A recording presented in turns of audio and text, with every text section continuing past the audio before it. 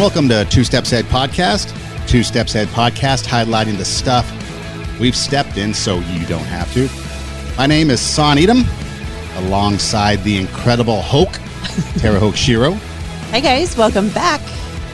And we hope you're having a good week since the last time, or a good period of time since the last time you were with us.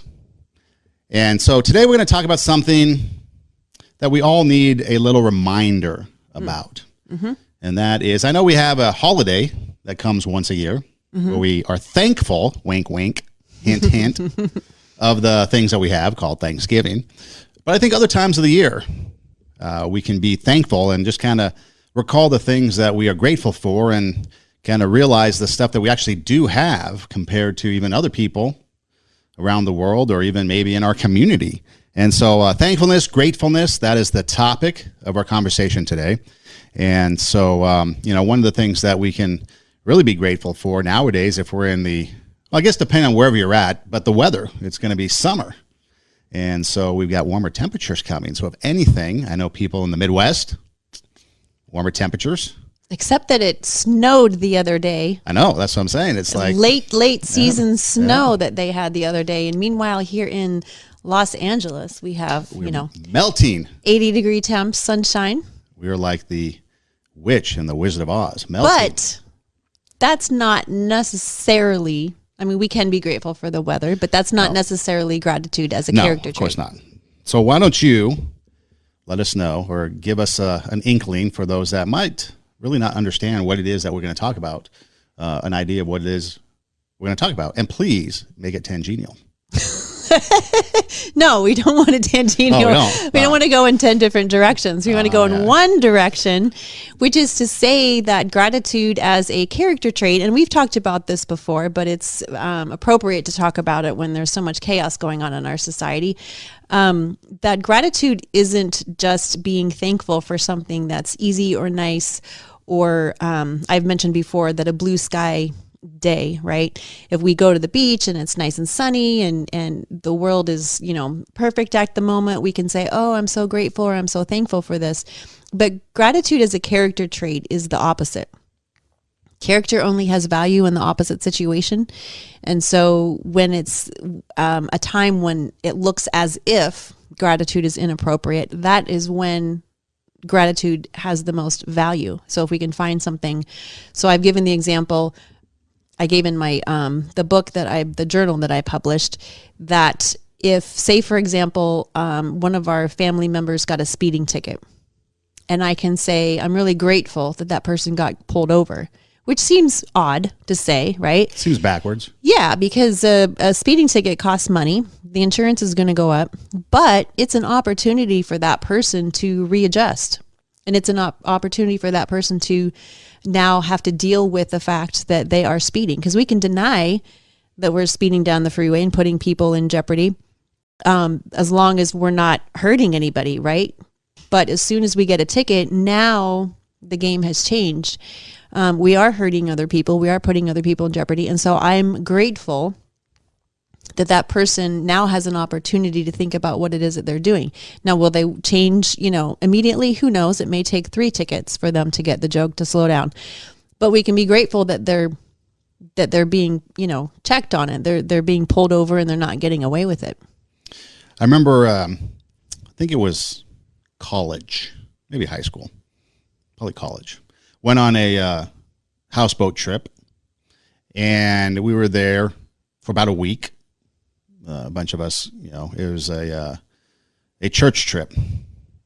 And so I remember the people that were kind of running the houseboat, because the company would provide you with a houseboat driver and a couple other people to kind of help. So they would have a speedboat that you can have an option. So you go water skiing. And so you had a speedboat driver. And so the houseboat came with 3 people. And these were usually 3 people about the same age as us at the time in college. And I remember talking to one of the guys. He was the houseboat driver. And he was telling me about his story. And the reason why he took his job, or this particular job, was he lost his other job. School was over. He had nothing going on for the summer, and he was basically living in his car. So he took a job. Didn't really want to, but he took the job. But he was telling me the story that in the meantime, when he was living in his car, he didn't really have any money, but he would always find a way, and he always said God provided a way to give him a bag of chips or water somehow. I don't know if bottled waters were all the thing back then. I don't think so. So water, but he found the means to get through day to day, and he was living in his car, and he was thankful for that. He was thankful for the fact that he was able to at least have a bag of chips. And the initial thought is, well, that's not healthy, but it filled him up when he was hungry. And then the job came along, and even though he really didn't want to do a 3 months or whatever it was on the river, on the lake, but it was a job, so he took it because he knew he'd be away from everybody. And so is that gratitude? A bag of chips? Sure, because in that situation, he could complain that he doesn't have anything, or he could be grateful for what he does have. And a lot of times that's the thing, is that we kind of focus on what we don't have instead of being grateful for what we do have and using what we do have to the fullest capacity to get to the next step. So he had the bag of chips, but then he was also working, right? So those two things can help. Those are little teeny tiny baby steps to propel him forward, because maybe he eventually would get sick of okay, I'm sick of having a bag of chips a day. Let me get to the next step so that I can have a little bit more. So certainly being grateful for what we have is part of it, because we don't want to ignore those things that we do have. But then when it's hard, being grateful for things when it's hard ups the ante. See, I think too, the other thing is that when you go through times of trouble or difficulties, we think that the hardships are greater than what they are because of the luxuries that we lose out on. Right. Okay, so we have the luxuries of going out to eat, going to the movies, doing any number of things that is out and about, okay? And then we lose those luxuries, so we think that it's now a hardship. And so we're like, oh, wow, I can't believe we can't do this. But in actuality, it's really not a hardship, because we still may have a home. We still may have food. We just don't eat out, but we eat in. We still have the things that we need to get through our daily life. We just don't have the luxuries. And I think a lot of times people confuse the idea of gratitude with, oh, I'm so thankful I have this. The luxury. Yes, the luxury items versus the actual necessity items. Yeah. I remember I did an interview with a gal one time, a lady. She would do mission work in northern Iraq. And she was telling me that the people over there had nothing. I mean, nothing. And it was hard for her to come home, because she would see the people here that we think had nothing. And to her, she would be cynical. She had to check herself, because even the people here that had nothing had something. And the people over there that had nothing. Nothing. Yeah. I mean, and what they're coming out of was even worse, when you're talking about the ISIS situation and stuff. And so again, it's perspective. We're going through a time when it's difficult, and we think that we might be losing out on things. And don't get me wrong, there are people actually losing out on things. You've got jobs, and you've got lost wages, and am I going to lose my place of residence, and all these things going on. But that's at that time, when you talk about character, we have to stop and check and see, what do we have that we can be grateful for? What are the things that we have that we absolutely need? That could be family. It could be friends. It could be internet, so that you can Zoom with people and keep in touch with people. I mean, so those are the things that are the moments that we need to take time and reflect on, so that we just really, truly recognize the things that we do have. Because even though we might not think we have things and we're missing out, are we only missing the luxury things and not the real things that matter? Well, right. And I think that, gratitude is a way of changing our perspective, whether we're losing out on the luxury things and we have to pull back, or we've actually lost our job and we're barely getting the necessities. Gratitude is a way of focusing on the positive, and it's not just, kumbaya. It's actually, being grateful for what we have, but then using that as a focus and a perspective, because we can focus on the negative and the fear and say, I'm losing this, I'm losing this, I'm losing this. Oh my gosh, oh my gosh, oh my gosh. And what does that do? It causes us to react in a fearful way. Like we just have to grab and we just have to take whatever we can get. But if we're grateful, for the bag of chips, or we're grateful for this, now we might be inclined to share, even though we have very little. And we're going to be inclined to look out for other people. So it's a perspective. It's a way of getting us, looking in a different direction so that we can go up and not down, I think. And it is a character trait because it does take, especially in situations where it seems like there's just nothing to be grateful for. There's always something to be grateful for. Always. Yeah. First and foremost could be your health. Yeah. You can't do anything. My dad always used to say it's no fun to be sick. And if you think about it, when you're not feeling well, nothing, no matter what you have, is going to be good. You can have all the luxuries in the world, and if you're not feeling well, you're not going to be enjoying that. The other thing too that's kind of interesting is that it puts our perspective on more in a positive.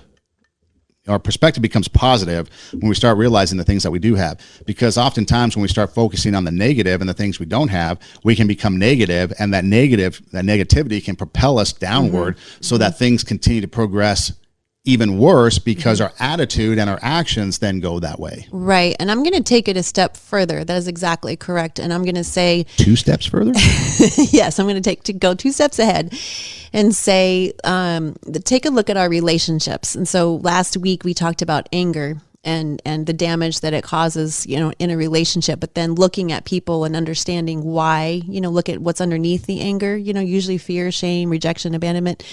And so this week, when we're talking about gratitude, we can be grateful for that argument, which sounds bizarre. But when we really take gratitude seriously as a character trait, there is always something to be grateful for. And sometimes, and I've said this to myself many times, I am so grateful that we just had that argument.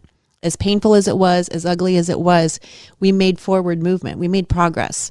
We got some things out on the table that we had no idea were there, and we were able to address those things. Like if we don't talk about certain issues in our relationship, then they can't be addressed. If someone doesn't say I'm lonely or this behavior's really hurting me, then we don't know that that's even an issue, and we can't address it. And then that person just harbors it, and it creates bitterness and all kinds of frustration.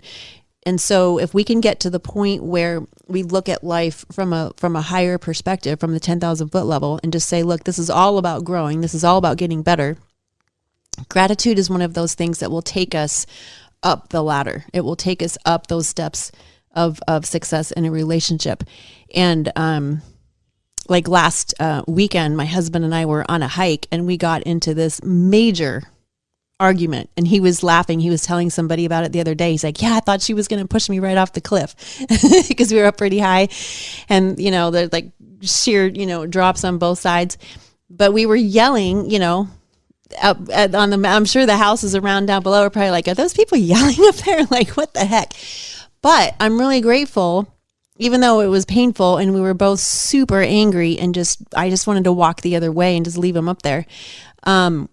And probably vice versa. I'm really glad that we had that discussion, because now it kind of burst the bubble of, some discussions, that we've been having that have been causing a lot of stress in our life lately. It burst that bubble, and we got to the deeper issue. And I was able to say, when you do this, you're setting me up for failure.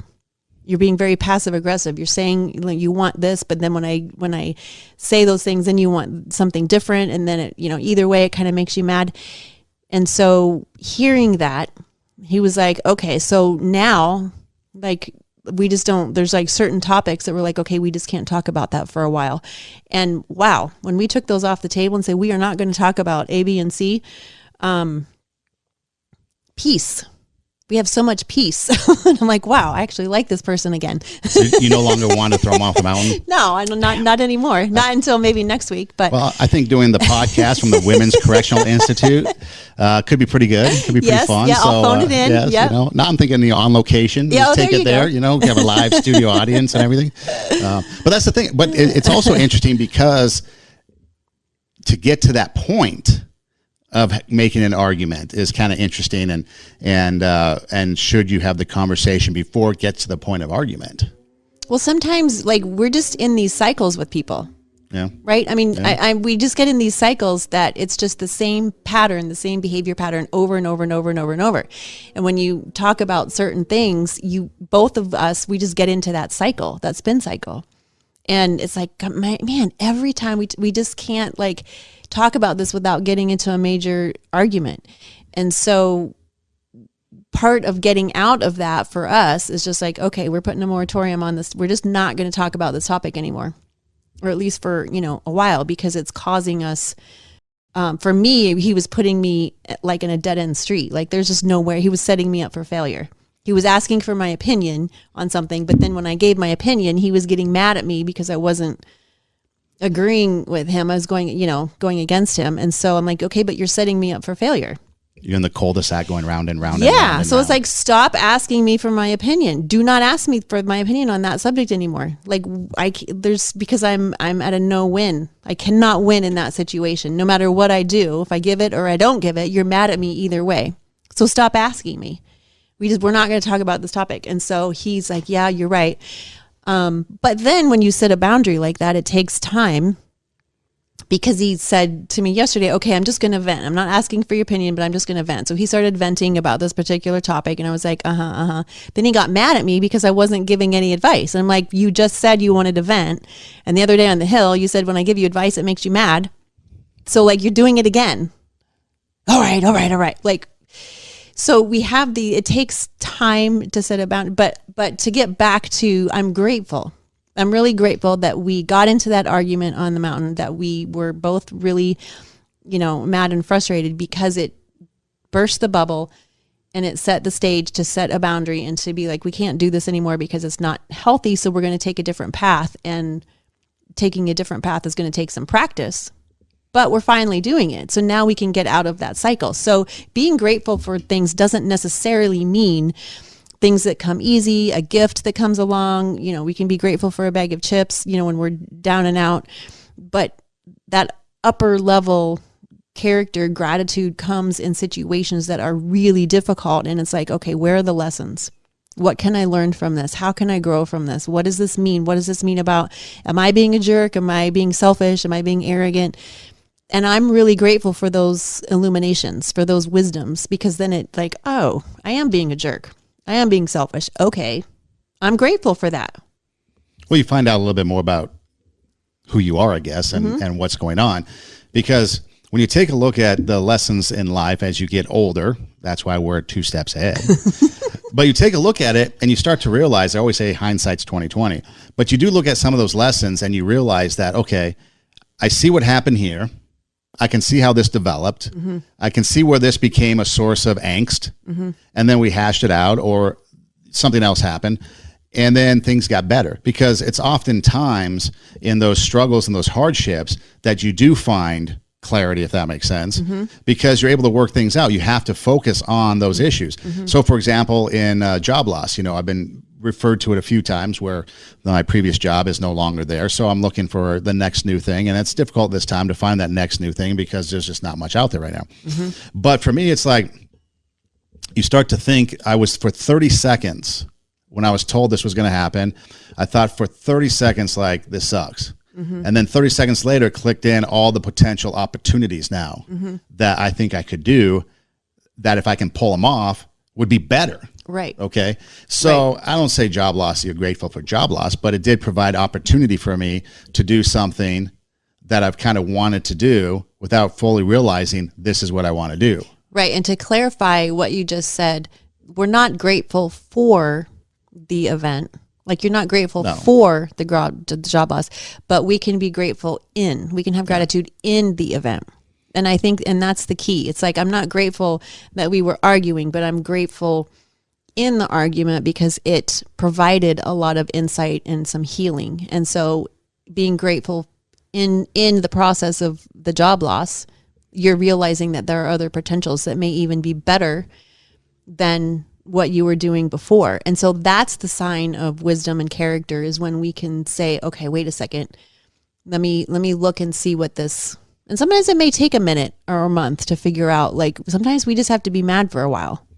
Well, I was told one time, I was talking to a guy, pastor guy, in fact, and we're talking sports because sports is a big thing.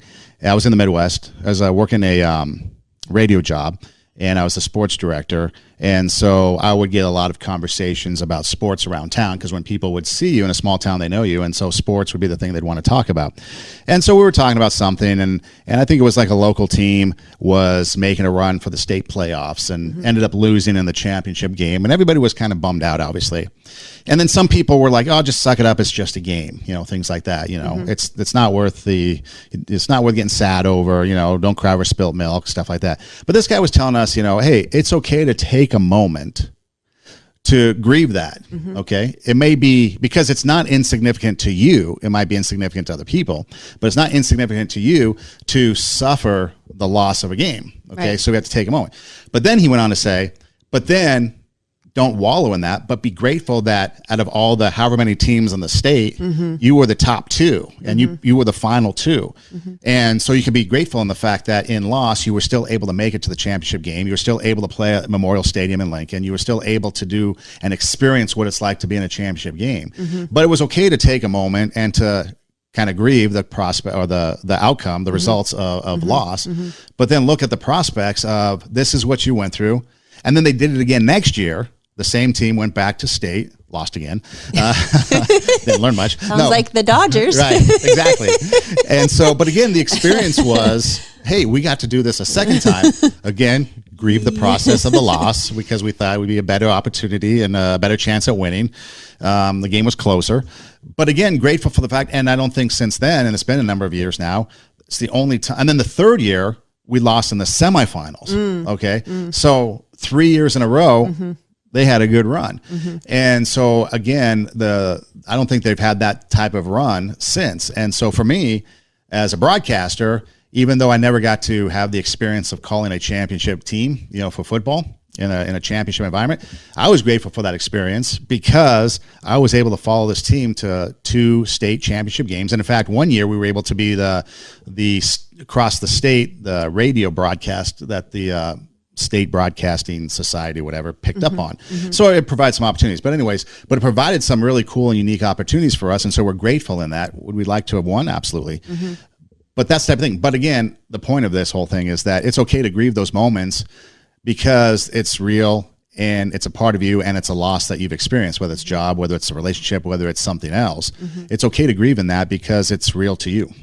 Well, I think what you're doing is validating what we were talking about last week with anger.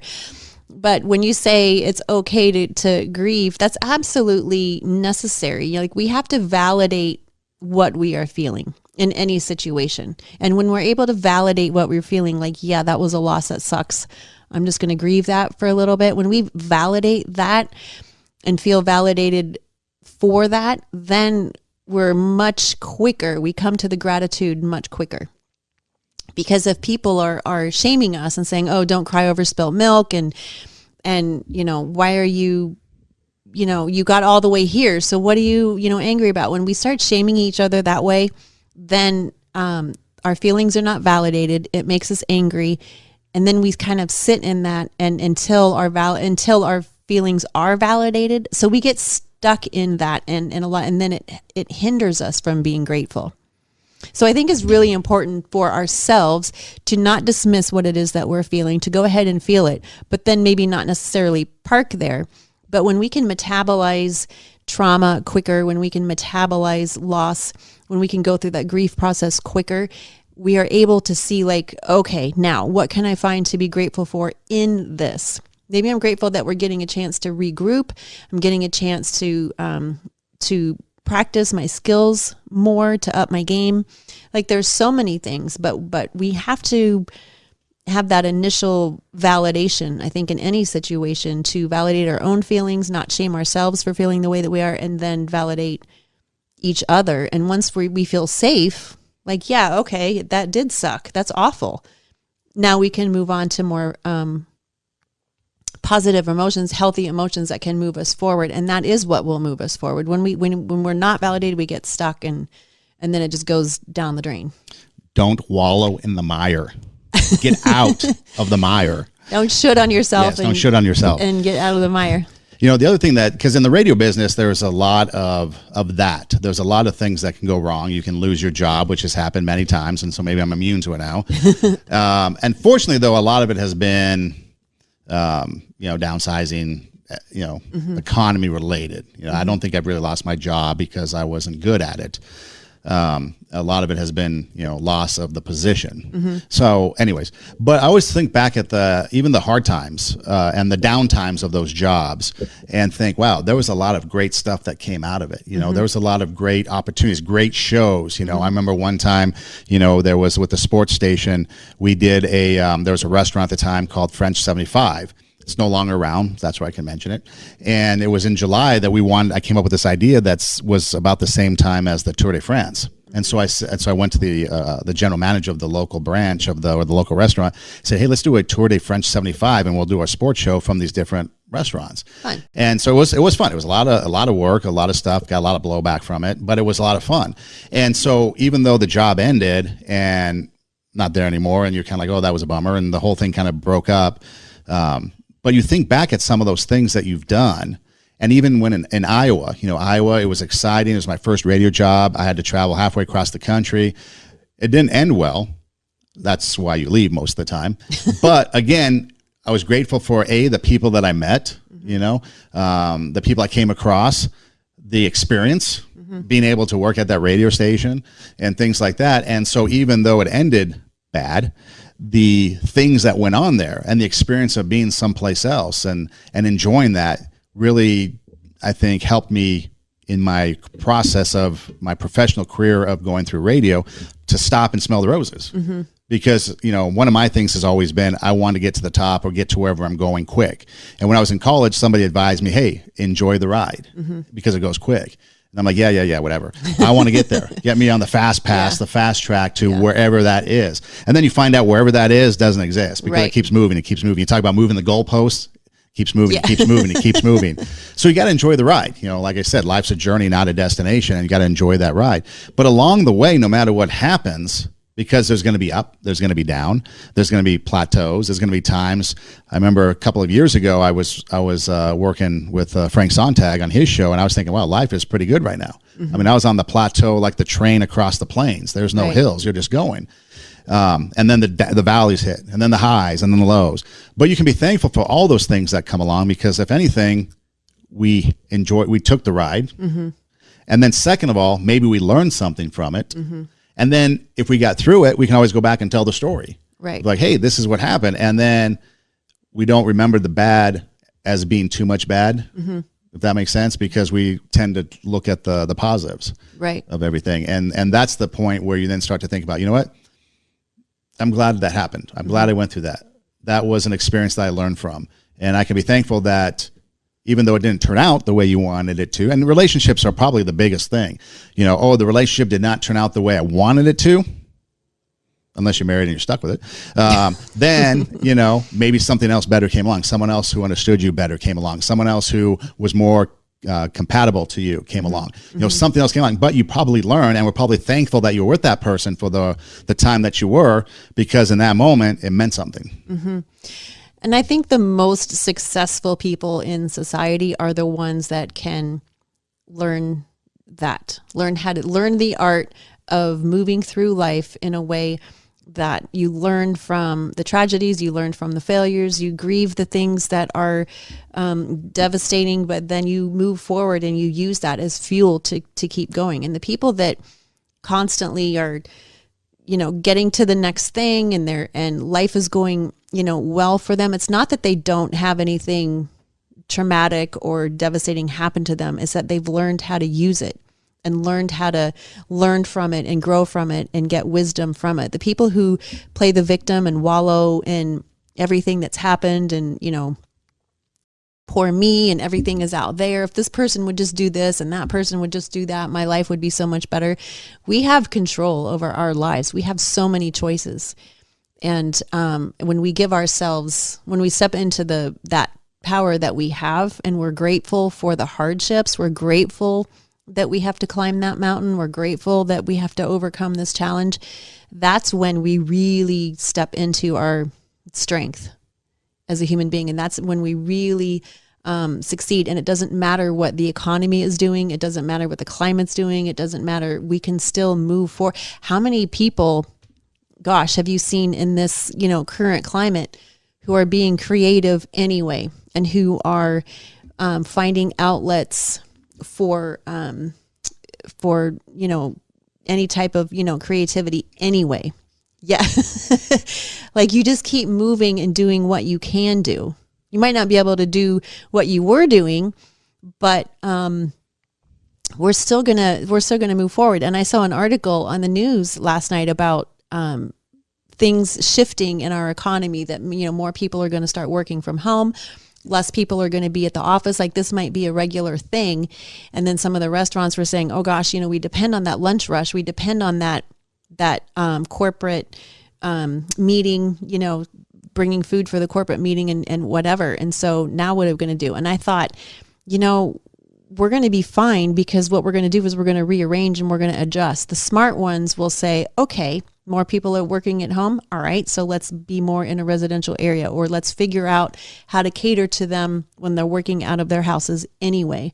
The smart people adapt and move forward and just keep finding new ways to innovate and new ways to create, to keep moving.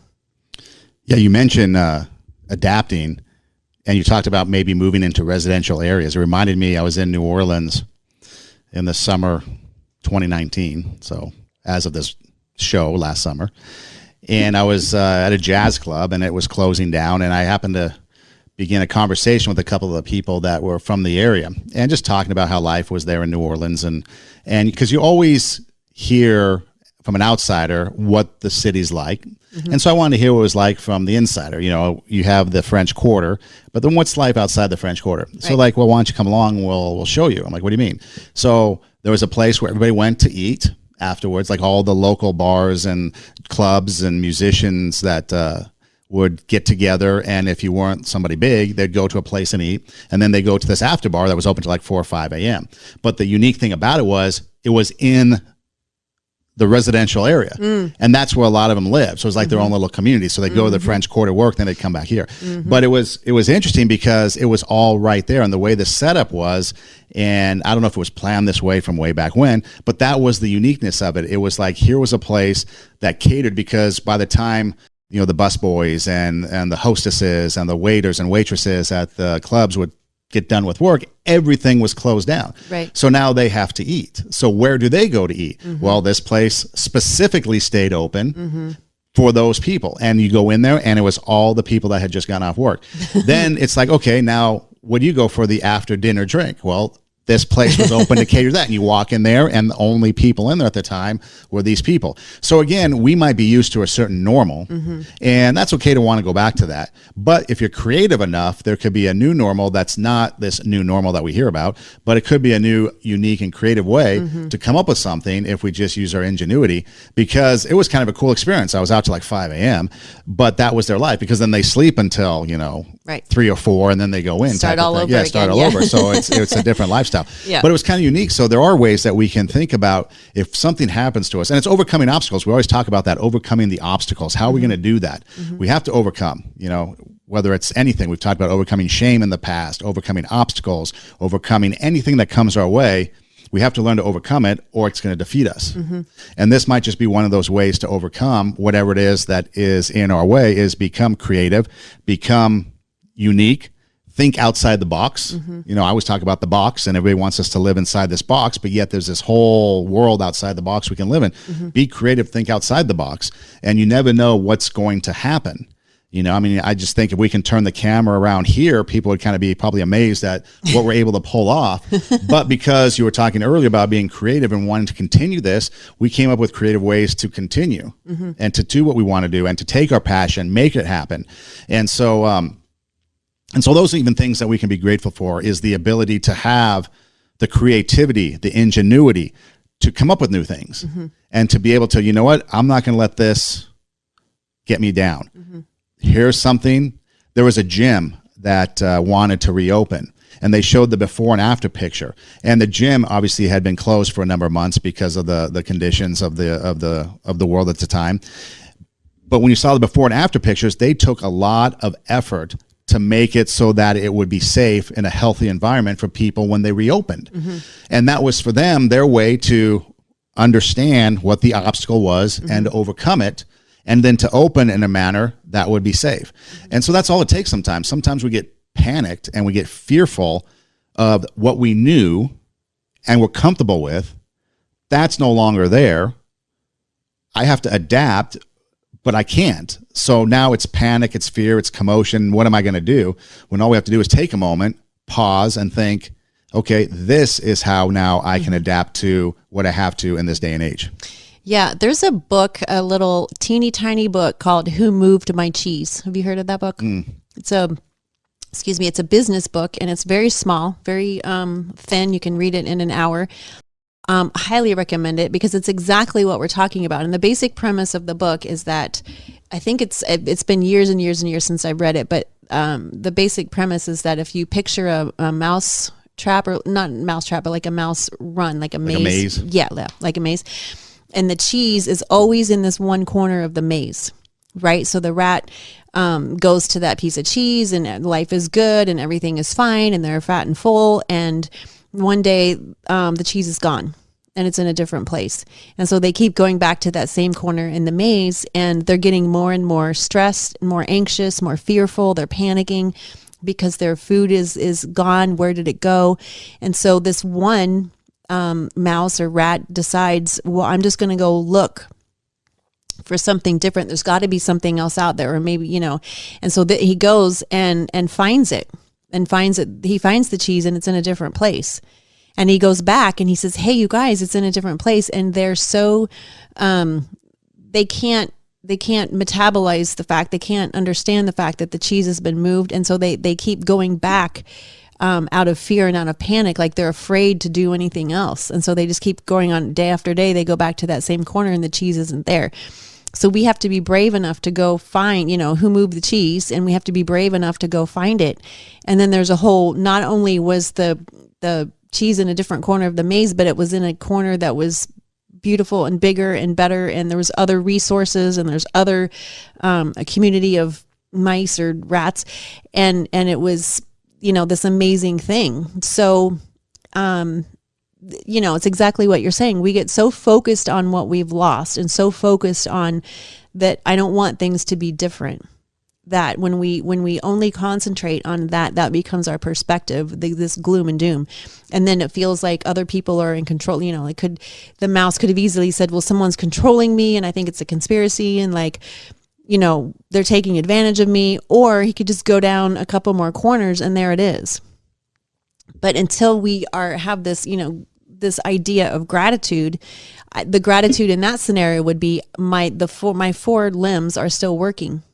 I can still move, and I'm not starving yet. I'm not dead yet. So I can still move. I can go out and look for the cheese. I can go look for the food. That's what to be grateful for. So, and the one of them did it, and they went and found the cheese. So when we have that perspective of gratitude, it's the key to unlocking the next step. It's the key to realizing that there's more there. There's more than what the eye sees. But if we keep going back to that same corner over and over and over and complaining and being the victim, then there's no hope in that scenario. I think it can deal with complacency. We get complacent in life. I think the saying goes, you have to lose yourself to find yourself. Yes. Something like that. And so I can't tell you just in driving, I used to especially when I was a younger driver, there was no GPS. You had to figure things out on your own, okay? And I was always lost. Well, that's the thing. But then you found yourself, and then you found different ways to get from here to there. People are always amazed that I can get around town, LA, in the manner that I can because I've just gone and driven it. Now, granted, gas was 80 cents a gallon, so you could do that. But then you find out just all the different things that are out there that you might not normally do, taking your same pattern. There's a new park here. There's a new, whatever. And so, but when you take these different paths and you have to take a different route in life than what we're used to, we end complacency. And I can't tell you how many times something has gotten better because I decided to do something different, make a change. I was forced to make a change. Right. And so therefore, instead of just being woe is me, I'm going to take this as a challenge and an opportunity, and I'm going to see what is better out there. And things actually have gotten better because of it. I remember, here's an example, just so you know. So when I was in radio in Iowa, the place I was at didn't have internet. And so we had to rely on a wire service, which may or may not work. And so when the internet came, it was easy for us to then, get stories. Okay. And so it made it a lot easier for us to be more relevant. And so a lot of people thought it was a good change. So then that was the beginning of the technology aspect in smaller town radio. So then I moved to Nebraska and do radio in Nebraska, and they had the internet and all that. And so I'd write my stories. Okay, I'd handwrite my stories. And then they got us computers. And so we were able to type. And that's how I actually learned to type, because I'd type my stories instead of having to write them. I would type them now. And I'd type, because it was easier to delete and retype than to cross out. Right. But here's the thing. So we had these 8-track tape type things called carts. And we would have to put our audio on these carts. And I would have a stack of these 8-track tape things that I would carry from studio to studio, and I would have audio on there, audio bites. So if it was a ball game, here's what this player had to say after the game, I'd press the button. Okay. Well, then when computers came, we were able to take our audio, and instead of putting them on these 8-track cassette tape things called cards, we could just upload it to the computer, and we didn't have to carry these things around with us. Right. Okay. Now, it took us a little bit of time to figure out the computer system, right, because it was in its infancy, this radio automation. And so it took a lot longer than it would have if I just put the audio on the carts and did my business. But once I learned it and once I mastered it, then it was so much easier. Right. And the carts went away, obviously, but it was so much easier because I didn't have to put everything on a cart, carry the carts with me. If I had to update something, I could easily update it by just typing in and bringing up the cart in the computer and adding the audio, and that was it. So the computers, which is a whole nother story because it did take some jobs away, but anyways, it did make things easier. But it took a while to learn it and to figure out the bugs and to see how it worked and to bring it up in this studio. How do I bring it up in that studio? So it took effort, but it made life easier in the long run. And so sometimes, using that analogy, we like to have things a certain way. We like to do things a certain way. We like things to be comfortable a certain way, and we're happy with that, and we're content, and we're complacent. But when we're forced outside our comfort zone, A, that's when we find out who we really are. And then B, we might find something better. And then for me, like, I love the carts, and I was a cart guy, and I absolutely loved them. And change was good, but I was grateful for the fact that I spent the time to learn how to, and everything that came along with it, because it just made you relevant and kept you in the radio business and made you still marketable and all that stuff.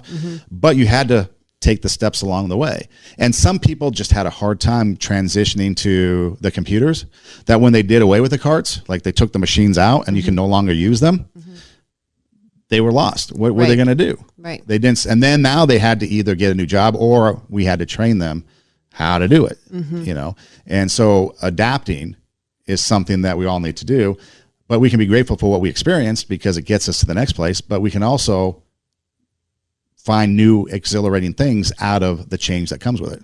Yeah. Being out of our comfort zone is so crucial that we need to do that. We need to be out of our comfort zone, because that's the whole art of adapting. It's the whole art of grieving, grieving what was lost, and then saying, okay, this is a new day and a new age, so I need to be creative and innovative, and move forward. And when we don't grieve properly and forgive and metabolize that in a, fairly quickly, and we're not looking for the gratitude, then, we just quickly become stuck and life is against us, right? And it's really not. Life is not against us. There's always something that we can do. But that's where a lot of people get stuck, and then this anger starts, festering. And really it's because we have not taken advantage. We just are very stubborn and not wanting to change, and we don't feel comfortable being uncomfortable. There are some people that thrive on, I love to put myself in uncomfortable situations, right? I was running down the hill last night. We went on our run. So it's 1.5 miles up. There's no flat spots. It's just up for 1.5 miles. And then, of course, down for 1.5 miles. And so the up was a challenge, and we made it up. And then on the way down, believe it or not, it's still difficult to run downhill because you have to put the brakes on at the same time, and it's a different, muscle group, and there's still cardio involved. And about halfway down the hill, I was thinking, man, I just want to stop. And I had to talk myself out of it and be like, no, you're not physically, like, I wasn't out of breath. I was uncomfortable. My body was definitely uncomfortable at this point because now, we were coming back down. So that would have been 2.5 miles in the run. And so I was uncomfortable, but I kept telling myself, no, you need to practice being uncomfortable. So do not stop. Keep moving. And I had to keep telling myself and I was going downhill, but I'd already gone up 1.5 miles. So I was tired. My legs were screaming and we were running faster coming down, because it was quote unquote easier, but it's just different. And I had to keep telling myself, you're fine. You are totally fine. Practice being uncomfortable. It's okay to be uncomfortable. And I just had to keep saying it over and over and over. And if we put ourselves in those positions of being uncomfortable physically, then mentally it's a lot easier. When someone is being unruly or someone is acting, inappropriately, then we are stronger so that we don't take it personal. We can look for the lessons to learn. We can look at tragedy or our circumstances from a higher, 10,000 foot level, and we don't get sucked into it. And we're like, okay, this is just another hill to climb. Let's just do it. And we have this better perspective about life. But we have to force ourselves, for me, into uncomfortable physical situations to get the mental game in check. It's practice. See, there was a time where I lived outside the comfort zone so much that I became the comfort zone. Exactly. And then it's like, what do you do? And then I went back to my comfort zone. I'm like, well, this is uncomfortable. Yeah, exactly. And you're like, well, so you're always mixing things up. And it wasn't really by design. It just was that way, and sometimes you just have to do that. I remember one time, okay, for an example, I remember that when I was growing up through high school and stuff, bedtime 10, maybe 10:30 because I had to get up. And I'm one that always liked to get 8 hours of sleep or at least be in bed for 8 hours. And so if I was getting up at 6:30, 10:30, be in bed. Well, I remember then when I first got my job in Iowa, my first radio job, it was 6 to midnight Central Time on top of it. Okay. And so then when I got off at midnight, the whole town shut down, like nothing. I think nothing, because even Subway at the time closed at midnight. And so there was nothing to do. And I was wide awake because it was now 10 o'clock West Coast time, right, and I'm Central Time, and it's midnight, and I couldn't sleep. So I'd be up, and my whole day just got whacked. And so I would be waking up at noon, Central Time, 1 Central Time, because I didn't start till 6. I didn't really have to be there till 6.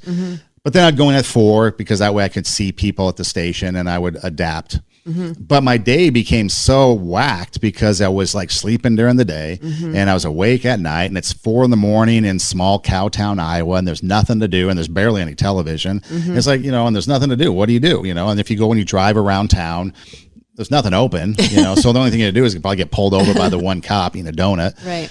What are you doing? Well, I got off work and I'm from the West Coast and it's only 10 o'clock and blah, blah, blah.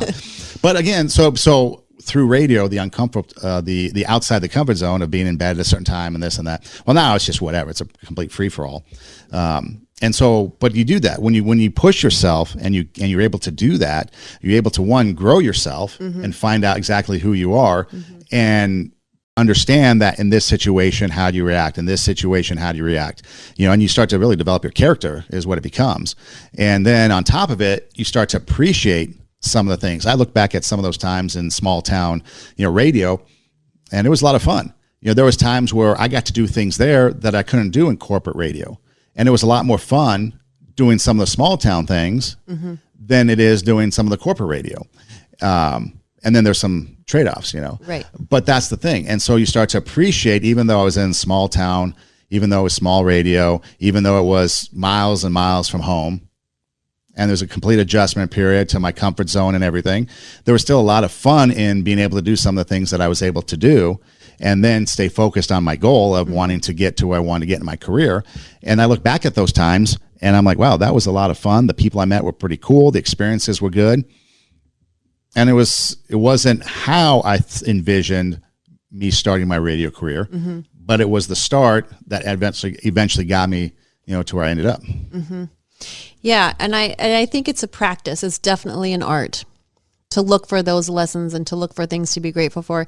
I'll say it again, that a character trait only has value in the opposite situation. Any character trait that you pull out of your hat, anything that you think of, it only has value in the opposite situation. That's why it's a character trait.